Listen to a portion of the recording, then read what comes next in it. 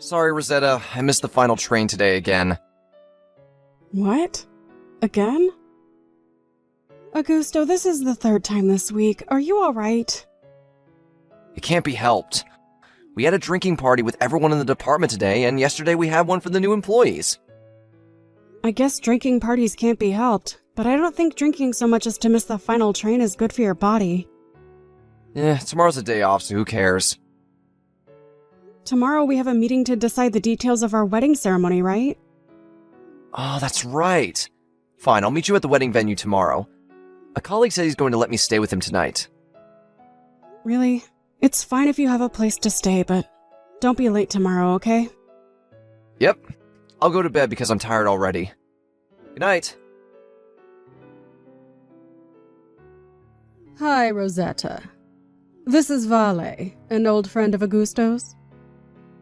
What? Oh, hi. Long time no see, Vale. We haven't met since you came to Augusto's house to greet his parents for the wedding, right? Oh, but how did you get my contact information? Did we exchange it when we met? We didn't, but I did a bit of looking on Augusto's phone and got it from him. I see. So, is there something you wanted to tell me? Check the mailbox at your apartment right now. What? Something very interesting should be in it. Something interesting? It's not something dangerous, like an explosive or poison, so don't worry. You saying it like that makes me worried. Just hurry up and check your mailbox. Understood. Hold on.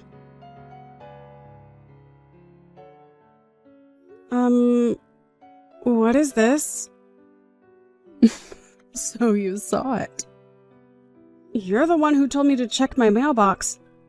Why are there marriage papers with the name of you and Augusto written on it? Augusto is my fiancé. Oh, those aren't real marriage papers. They're just copies.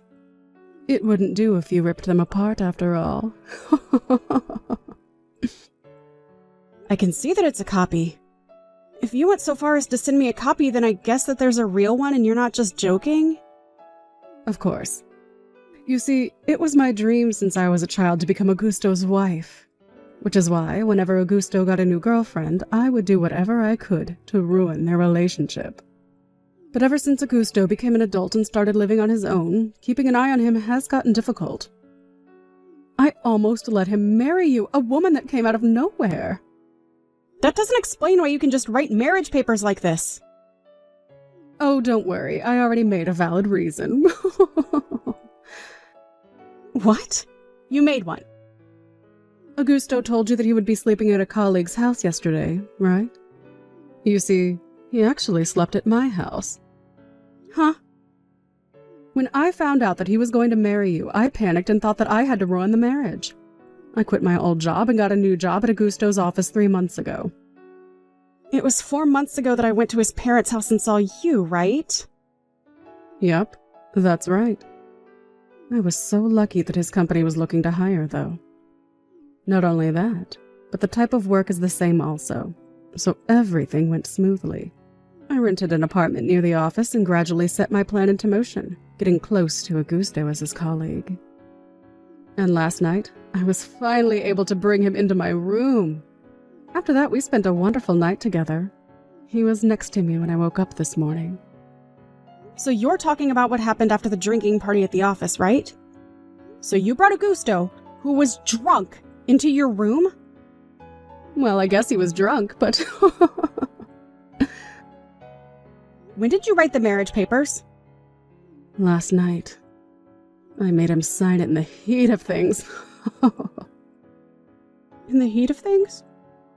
You know, after we finished round 1 and he was anxious to get on with round 2. The writing is a bit messy because of that, but nothing's wrong and it's legible, so... After that, I spent the whole night being aggressively made love to by Augusto. He even told me, "You're amazing, Vale. I love you." This is proof that he wants to marry me more than you, right? Now all we have to do is turn in those papers. All right. I can't just believe what you say, so I'll ask Augusto about it as well. Fine, be my guest. Oh, that reminds me. As proof of our love, I also sent you an audio recording of Augusto saying, "I love you" to me, and pictures of us together. Augusto? Oh, hey, Rosetta. I was just going to text you about the meeting for the wedding ceremony. I'm going to be a bit late, so you can go ahead and start with the planner without me. Is it true that you wrote marriage papers with Vale? Apparently the colleague whose house you were going to sleep in yesterday was Vale. No? What do you know about that? I see. I take your reply as meaning that it's true. What? Were you spying on me or something?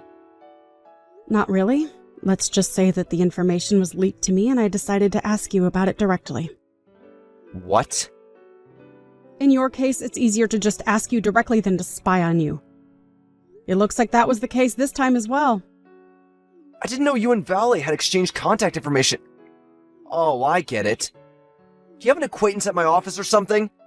Speaking of which, my company hires people from the university you went to every year, right? Damn it. To think that it would have been leaked from somewhere I never would have expected. You've got who leaked the information to me wrong, but the biggest problem right now is, why did you write marriage papers with this valet of yours? I thought I was your fiancé. Come on, don't take this so seriously. She's an old friend and we were just messing around. Yeah, I slept over at Valley's house yesterday, but that's it, I swear.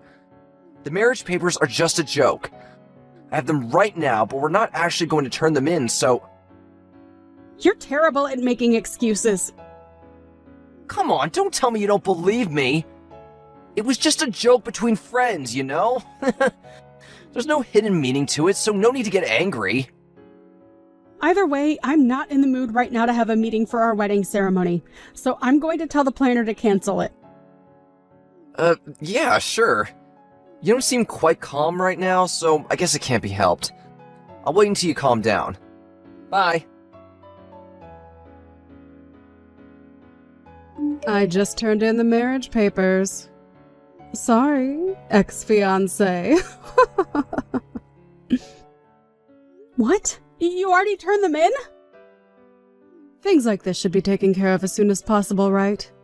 We thought you'd give up when we turned them in too, so... Huh.